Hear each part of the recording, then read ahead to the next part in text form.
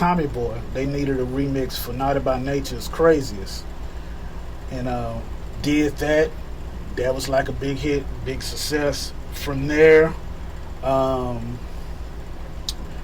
somebody at Select Records, they had a Puerto Rican guy named Main One that needed a remix for his record.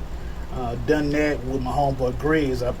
One thing about me, I was never selfish, man. Like, a lot of Houston producers, I ain't gonna just say Houston, but a lot of producers, period. A lot of times once they get put on, they don't want to pull nobody else in. I was never selfish, man. I always like trying to help my brothers around me. So a lot of the remixes that I done, I pulled in my homeboys to help me with them, just so they can get their name out. So that remix right there with Main One, I done with a homeboy of mine called Grizz. And of course he took that and he went on and done some stuff with Rap A Lot and other people on his own. After that, I think the next one was LaFace. They wanted a remix for Goody Mob, Soul Food. And I brought in my boy Doc Doom and we done that one together. That was a success. Then Outkast called. They wanted a remix for Elevators. I done that one, by myself. Who else? Jodeci. This guy I knew at RCA. Can't think his name right now.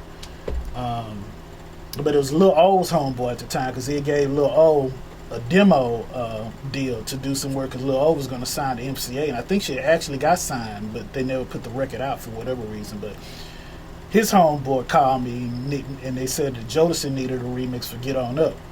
Done that remix. And also a lot of these remixes too, man, the guy who introduced me to you, Craig Gilmore, we worked on that one together. Him, Beowulf, and Corey Stu, Funky Fingers, man. What's up, Funky Fingers? What's up, Beowulf?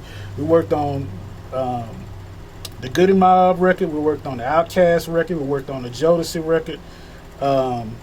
Who else? Man, there's just a lot of groups, man. I can't even think of them all, man. There's a lot of groups. We had quite a little nice run there for a hot minute, man. I mean, that's some big names, man. I mean, you said Jodeci and Goody Mob and Outkast. I mean, for anyone to have that on their resume, that's a huge thing. Yeah. But really, a lot of that, man, a lot of the stuff that went on at that particular time, we were all young. We really didn't know the industry. And I would say to any young producer or any artist for that matter, learn the industry, learn the business, learn the ins and outs of the business, because if you don't, you're not going to really get the money that you're supposed to get. And I don't hold any hard feelings towards anybody, man, because it was really me. I didn't know the business. And a lot of times people will try to, blame the record. Oh, the record label, screwed. Now, I'm not going to say that, man. I had a great opportunity, great run over there, Rap A Lot, man. And, if it wasn't for Rap A Lot, I wouldn't have been able to go on and do a lot of the other records that I'd done. So it was really a stepping stone for me. But I should have learned the business, because once, I got a chance to own a portion of my own company, me and, my homeboy, Matt Hatter, that's my brother. Till I die, we like this, man. We own our own company together. I learned how a record label is really a business, and the record label is not necessarily in the business of doing things. I want to make sure I say this right. It's not in the business of making sure that the artist knows the business. It's up to the artist to know that portion of the business for themselves. If they negotiate a good deal, and if a record label is fair, the record label will give them what they're supposed to get. But they have to negotiate that. And if you're young, and if you don't come in knowing the ins and outs of the business, the record label is in business to make a profit. It's a business, just like Burger King, just like McDonald's. They're in it to make a profit. And it's up to you to know how much you're worth. And if you negotiate how much you're worth and the record label don't want to give you how much you're worth, then you go elsewhere. Mm-hmm. But if you don't understand what you're worth and you just go in not knowing the business, the chances are you're not going to get what you should believe you should have gotten. And that's partially your fault, because you negotiate. Now, I believe a record label should be fair. I mean, me and Hatter, we've always been fair with ours. Not to say that Rap A Lot wasn't fair, but at the time, like I said, we were young, we didn't know the business, and they were in the business for making money. And had I known it, I believe I would have got what I was supposed to get, because there are people that have gotten everything they were supposed to get from Rap-A-Lot. I just didn't know the business. So, but I don't have no ill will or ill feelings toward nobody. Rap-A-Lot is a great company, man, and still to this day, Jay and everybody, we still cool. You know what I'm saying? Yeah, they're not here to be your teacher. There it is. So, I mean, you either know what you're talking about when you come to the table, or you know, you get what you get. Straight up. Yeah. So, I mean, you know, to say all that to say this, you know, I've gotten a little bit more money? Yeah, probably could have. But at the same time, man, you know, there was a lot of opportunity out there for me. A lot of those records I wouldn't have been on. You know what I mean? So it got my name out there. And, you know, I was able to take that name and go elsewhere and get the money that I was supposed to be getting when I was younger, because I didn't know the business, because I took time to sit down and learn it. So towards the latter part of my career, you know, I was able to get, you know, what I felt as though that I was worth. Let's talk about, you mentioned Paid in Full. Let's talk about how you got in contact with how you guys met. Dude. I think at around the time he came to Houston, man. It's probably about a year or two after he came to Houston. He was working, doing nights at Magic, and I forgot how we met. I think I met him through Def Jam Blaster, because Def Jam Blaster was mixing at Magic at the time, and I believe that's how I met him. And from there, man, you know, he found out that I, you know, produced music, and I produced, you know, all of his solo albums, and we just, you know, developed a bond from there, and it, you know, it's still tight to this day.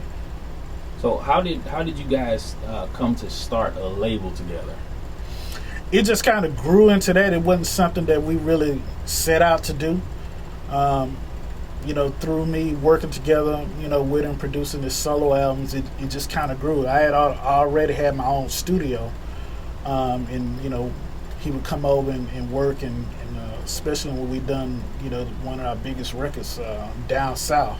You know, that record actually was supposed to be an Outkast remix for Rosa Parks, but they didn't use it, and had it to this day. Say he prayed for that record. He prayed that that Outkast wouldn't use it so he can get it, because he liked the beat. And, you know, I guess his prayer came true, because they didn't use it, and he took it, and that became like one of the biggest hits that we had. And it's me, him, and Cat. You know, we owned the label together, and you know, it just, like I said, it just kind of grew. You know, we just, you know, I had the studio, you know, he had the record label, and we just, at some point, we just kind of like merged, and, you know, became one. Of course, you know, we had Paul and Cam. You know, it was one of the very successful independent records to come out of Houston with the Get Your Mind Correct. We had Shay Atkins. We had some gospel acts too. Gary Mays and New Era. We had 50-50 Twin. Who else? Young Roe. That's all I can really think of. I know it's some more. I know I'm missing some more, but, you know, Paul and Cam was the biggest ones. There was a group that Cat was managing at the time. That's how I met them, because I really didn't know them. I heard about them, of course, you know, what they were doing individually on the streets, but I really didn't know them. So that's how I met them, through Cat. And when Cat brought him to Hatter, and Hatter decided to put the record out on him, that's when I came to know him. And I really didn't produce anything on that particular record. I mixed and I mastered the whole thing. They had outside producers, because at that particular time I had really, you know, kind of like shied away from producing rap music. So I guess I can, if I backtrack just a little bit, a lot of people have probably been wondering why I kind of like went underground and went off the scene. In '99, I was getting ready to sign a huge deal with this company in Atlanta called NoonTime, because, you know, they had, you know, heard all the stuff I had done for Outkast and Jodeci, you know, all the remixes that I'd done and whatnot, and they wanted, you know, some of this Houston flavor to take it, you know, to some of the acts that they had in Atlanta and further, you know. So I was, you know, a huge, you know, like 7-figure deal. And at that time, I just got married, and my wife had grew up in the church, and I didn't grow up in the church. I went to church, with my dad, on Sundays, but I can't say that I grew up in the church because I wasn't there every day. But I just really started feeling, man, that something needed to change. Not that I was really out there doing a lot of bad stuff or whatever, but for whatever reason, the music, it wasn't resonating with me like it once was. And I remember I was gonna sign that deal with NoonTime, and something just said, don't do it. Don't do it. And at that point, man, I kind of like pulled back from like all of the, the hip hop and the R&B, man, and I just really just stopped doing music, period, for a while, and started doing gospel. That's how we, brought in Gary Mays, and we, brought in Shay Atkins. And I just kind of chilled for a minute and, kind of, left the secular scene, put it to the side. And, I would still do a beat here and there, but I really wasn't just full-fledged into it like I used to. And so the Paul and Cam stuff, mostly I was on this side of it at that particular time. I started transitioning from doing beats to this. And I mixed and mastered that record. So I don't really know how, it came to be for us, with the whole Swisher House deal and whatnot. The only thing that I can remember is they wanted to do an album together. And, Hatter was the man, and Cat was the man to facilitate that. And that's when that Get Your Mind Correct record, came to be. After that record came out, and it just pretty much smashed everything. Yeah. Like you said, it's one of the biggest independent releases in Houston, or probably even in the region, the whole region. Yeah. And it pretty much put them on the map to the point to where, labels started calling. Yeah. Or whatever. Yeah. Did you guys get any of those calls for like label deals, yeah. distribution deals? Yeah, we got quite a few, but none of them was they weren't, again, like I said, going back to learning the business. We all, at that particular time, we all knew, and Hatter is one that he's always been on top of his game, far as business is concerned, and it just wasn't right. We looked at the deal, we had the lawyers look over the deals, and it just wasn't fair for anybody. And we were always a company that, like I said, we always wanted to be fair across the board, not just for us, but we wanted to be fair for the artists as well, and it didn't look good. So we passed on all of it and just say, well, we'll just continue to grind out independent, and that's what we did.